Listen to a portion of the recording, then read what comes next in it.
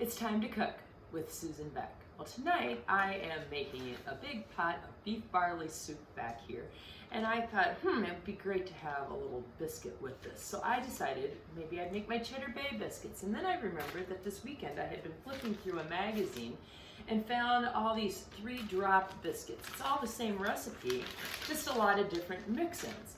One of them they put in cranberries and some orange zest. One of them they put in cheddar and bacon, really similar to my Cheddar Bay biscuits, which are a knockoff on the Red Lobster recipe, except this one has bacon.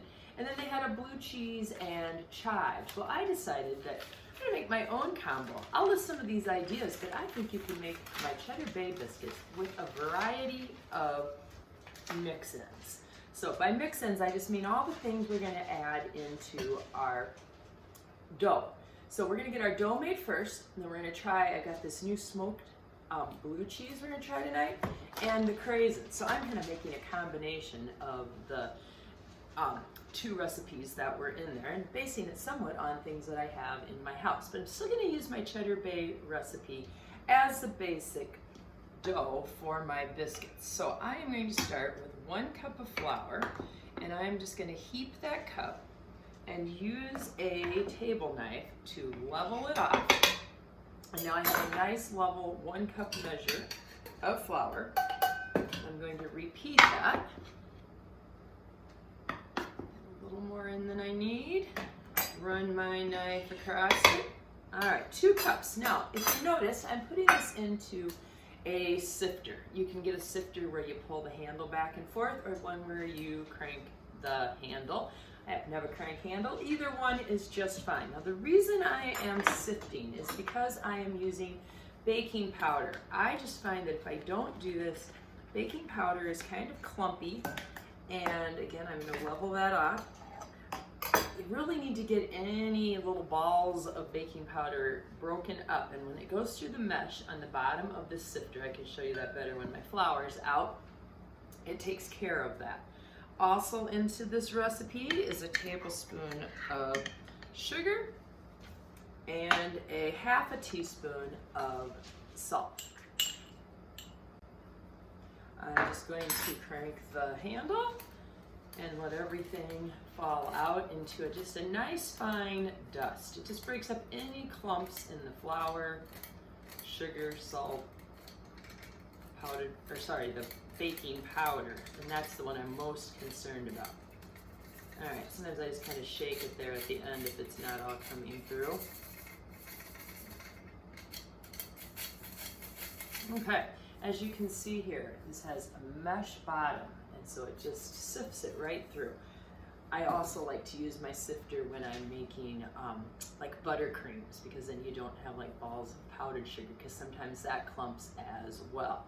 All right, into our dry ingredients, we are going to put our wet ingredients. I have a stick of butter. This is much better with butter.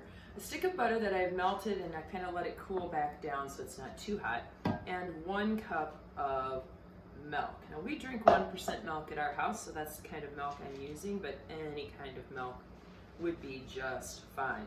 And now I'm going to use my dough hook here and combine my wet and dry ingredients. Now when mixing a quick bread like this, whether it's zucchini bread or banana nut bread or a biscuit, I do not want to overbeat this. I'm going to just get all my flour moistened, and I'm gonna stop right there, because as I add in my blue cheese and my cranberries, or if I was making Cheddar Bay biscuits, as I would add in my parsley and my cheddar cheese and things, I will be mixing that just a little bit more. So I'm gonna pause right there. I should also mention that I have been preheating my oven to 450 degrees, and I turned my oven on before I began recording this video. Well, I'm gonna have to just give this a taste. This is a blue cheese that I have not bought before, and I'm very curious as to how it tastes. A smoky blue cheese. Pick this up at our local cheese store. Really, really nice and creamy. All right, I have a knife here that I am going to cut up about half a cup of blue cheese crumbles.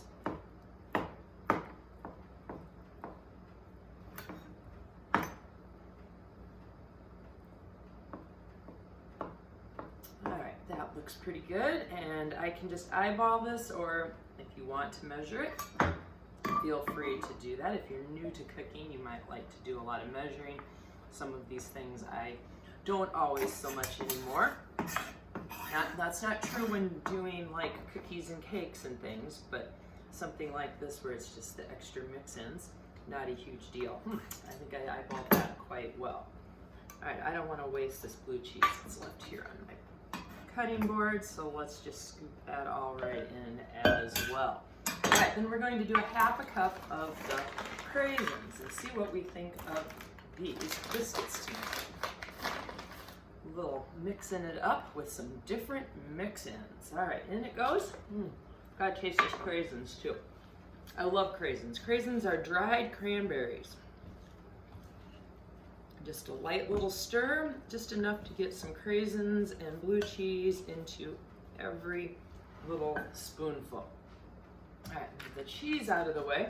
Now I have already greased my parchment paper. If you've watched many of my videos, you'll know I love parchment paper for baking. Things just do not stick, although I do like a little spray on it. And it's just such easy cleanup. I'm just going to use one of my large tablespoons from my silverware drawer. And these are drop biscuits, so I simply just drop them onto the tray. All right, just a little plop onto the tray. I think I'm only gonna put maybe 9 on this tray, and then I will fill another one. I'm going to bake these for 10 to 12 minutes. Well, I put my first pan of biscuits into the oven, and I don't know, I can maybe get 5 or 6 more biscuits here. These are pretty good sized ones, so you can decide if you want to make them smaller.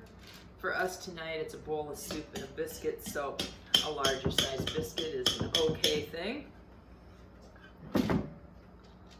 Alrighty, there we go. Those are going to go into the oven along with the other ones for 10 to 12 minutes. Now we'll talk about the cheese. My favorite way to store cheese is to wrap it in parchment paper. So a little more parchment paper.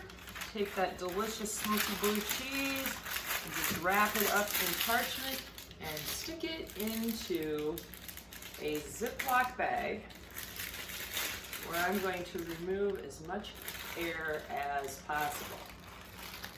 As for my Craisins, I like to store those in the freezer. I just think they stay fresh a little bit longer, so if you're not going to go through them real fast, maybe you'd like to store yours in your freezer. It's where I store all of my nuts and some of my seeds and things like poppy seeds and sesame seeds and anise seeds as well. All right, let's let these biscuits cook and we'll have a look at them in a couple minutes. The next step is optional, but you know, butter is good. So I'm just going to brush the top of my first tray of biscuits here. I melted a tablespoon, actually closer to 2 tablespoons of butter here. And I'm just brushing that on the top. If I do this, then we don't need any more butter at supper. There's plenty of butter in that batter. And now a nice drizzle of it over the top. Oh, these just look fantastic.